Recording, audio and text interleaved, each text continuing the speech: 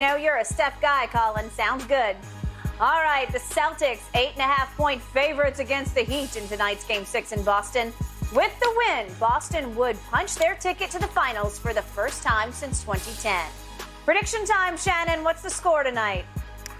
I'm going to go Celtics. I think they win by double digit. It's just so hard for Miami Heat to score, Skip. I'm going to go Celtics 100, Miami 90. And with Jimmy being hampered, they've done a great job on him over the last last 3 games. And him being hampered, I just don't see how they score enough. If Boston takes care of the basketball, this game should be over early in the third quarter.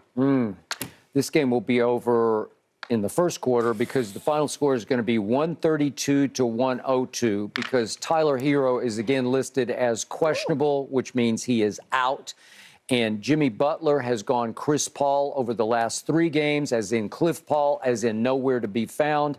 And Bam is no longer living up to his nickname because he's afraid to shoot anymore. And it's now clear that the Heat left their hearts back on South Beach, and they should forfeit tonight because this game does not deserve to be played after that travesty of a game that we were forced upon the other night. Actually, Skip Bayless is just trying to do reverse psychology. Nope, You're trying to do a reverse jinx. It is over and out. Yeah, it's going to be over. It's definitely going to be over because JT and JB will take this game over. Miami plays defense, but eventually the Celtics do a great job of figuring them out, and they just cannot score enough points in the half court. As long as they don't give them cheap, easy baskets in transition by turning the ball over, the Celtics should be just fine. All that matters now is Warriors over Celtics in 7 because that's what's about to happen. Not going to happen. Celtics in 6. Call this one off tonight. Nope. I don't want to watch it. Yeah, you do. Nope. Yeah, you do. I want to watch it. Okay. Have fun. Big green machine. It's going to be some great basketball. Excellent job today, guys. We hope everybody enjoys their Memorial Day weekend. Stick around. The Hurts advanced to the finals last night. Congratulations. And over in the East, the Celtics have a 3-2 series lead over the Heat. Boston favored by 8.5 points tonight. That's according to Fox Bet Sportsbook. So, Shannon, if everything shakes out and it comes down to Golden State versus Boston, give us your early picks, Warriors versus Celtics. I guess I know where you're going. I get this, Skip. Thank you, Boston Celtics. I really appreciate this. They know JT my guy, so they go ahead and hook your boy up. Really? Yeah. Don't you worry about this here. You ain't got no so jersey. He wears 0 for 0 rings? No. He's about to have 0 rings. He about to have another. He about to get one. Really? Yeah, they about to take the lead on the Lakers, unfortunately. Really? Yeah, they about to go to 18. Okay. I'm going Celtics in 6. Skip, look, they've been the best defensive team in the postseason. I give you that. And because I love Marcus Smart, they're interchangeable. They can play small with Al Horford and have the advantage of JT, JB, Marcus Smart, Al Horford. You can go Grant Williams. You can go Derek White. You can go a lot of different directions. Peyton Pritchard, if you want to go that route, and still be able to give you the advantage because you're not going to out-rebound this team because you got 3 guys that can rebound the basketball. Horford, JB, and JT, and even Marcus Smart get on the board. And we've seen what they've been able to do. We saw the numbers that they forced Kevin Durant into. We saw the numbers that they forced Giannis into. We see what they've done to Jimmy Butler. Now, some of that is because Jimmy Butler's knee is banged up. I believe his knee is bothering him. But they make it very, very difficult for you to shoot a high percentage because if they need to build a wall, which they won't need to have to be able to guard on the perimeter. They got guys that can guard on the perimeter. 3 of their top guys can guard on the perimeter. Even Big Al can deal with Draymond, even though Draymond is not the offensive weapon. I love, this is the best matchup that I think they could have possibly hoped for. So I'm going. The best matchup? Best. Why? Because we want to beat them to let you know just how good. Just think about what we would have done. If we beat Kevin Durant, we beat Giannis, we beat the number 1 seed, we beat Steph Curry, we're going to leave no doubt. Because you know how you do, man. So he was hurt. They was hurt when this happened. And nothing wrong with Golden State. Golden State's at full strength, full throttle. And that's what we going to be. And who has home court? It don't matter about the home court. It don't matter about no home court, Skip. It don't matter. Who had home court in the Eastern Conference Finals? And we done went down there and mopped the floor with them twice on their own court. Yes, you have. So I have a question for you. In Game 1, will the Golden State Warriors shoot 7 of 45 from 3? Because that's what Miami just shot in Game 5 at home. We going to the rack on these guys. 7 of 45. Do you think in any of these games, it could go 7, I think it will go 7. Do you think in any of these games, Golden State will miss 38 three-point shots? Hold on. That's a big NO. Big NO. Guess what? That's what Miami did the other night. But there's more than one player. I mean, you just had Luka to worry about. You got to worry about JT, JB. You got to worry about Al Horford, Marcus Smart. You got a lot on your plate, not just the entree. We got a lot of sides you need to worry about, Skip Bayless. So what, you going to put some do?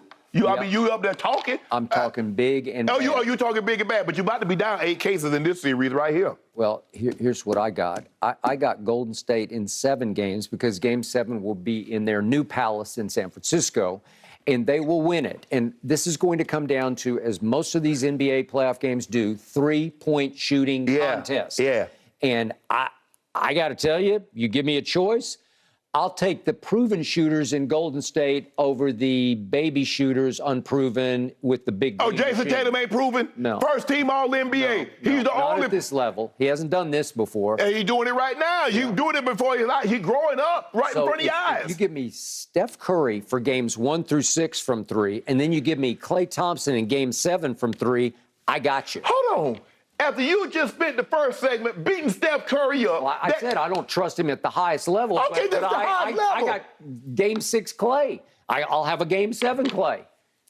That's all I need. I think Steph will disappear in a game 7, but I don't care because I got Klay Thompson. Did you not see what JT did? I mean, JB last game? Yeah, Did you see him for 3? I like him more than I like JT. I'll take JB over JT any night because he scares me to death. And watch him go for 40 tonight because they're going to win by 30 tonight at home. How much dew did you have this morning to make you say something I had like one bottle. That's all I ever had. About a 2 liter? It must have been a 2-liter bottle. I don't even know what it is. It's a pretty big bottle, but... A 2 liter? Hold on, you drank a 2-liter dew before you... No, what's a 2? I don't know liters. I just know a regular bottle. A bottle. Yeah, 20 ounces. Is that what it is? Yeah, that's what you had. 20 ounces. I limit myself to 20 ounces of caffeine, Diet Mountain Dew, the breakfast of champions, the nectar of the gods. How about you limit yourself to one crazy thing? Talk about JB better than JT. How about that? Well, don't do that no more. Okay. Well, I think my eye test tells me that JB is a much more volatile, explosive scorer than JT. And JT with his 2-piece jump shot, it's starting to wear on my eyes. It's hook, hook. You know, like it's not consistent enough. And he is highly capable of a 6 for 23, right? Yeah, he's highly capable. He had a horrendous first half the other night, and then what happened? Turned it on. Miami didn't happen. Turned it on. Happened. Do you remember what he did? He's done gone head-to-head with KD numerous times and won. He gone head-to-head with Giannis. Defense. I give you on defense. But you know what battle I am on the edge of my seat for, and I can't believe I'm saying this? What? Kevon Looney versus Robert Williams / Al Horford. Yeah. I don't know what's happened to you. Want to talk about Diet Mountain Dew? Maybe he's drinking 5 bottles before the game. He's been huge on the boards. You realize he's listed at only 6 feet 9 inches tall, and he plays like he's 7'5". Yeah. Does he not? Yeah. He got 18 rebounds last night. Well, Skip, I think the thing is what they were able to do with him is that the Mavericks, remember how they ran Rudy Gobert off the court? Rudy Gobert couldn't stay on the court. Now, Kevon Looney stayed on the court, even though he's only giving you 10 points. He's giving you 7 offensive rebounds. So that's 7 extra possessions on the offensive end. And they normally got paid off with what? A 3 in the corner by Steph, a 3 straight away by Klay Thompson, and a 3 by Jordan Poole. That's 9 points that had you got the rebounds, they wouldn't have had. Maybe we're having a different outcome. But he's not going to get those rebounds against Robert Williams. Yes, he will. No, he won't. Yes, he will. And Big Al? So here's the difference. This is what's about to hit you between the eyes. Bam Adebayo against Boston has played. He's 6'9", and he plays about 6'5", and he's been totally unaggressive except for that one game in which he went for 31 and whatever it was, 15 and whatever the rest of it was. But the point is that this guy, Kevon, he plays way above his height, so he's playing big and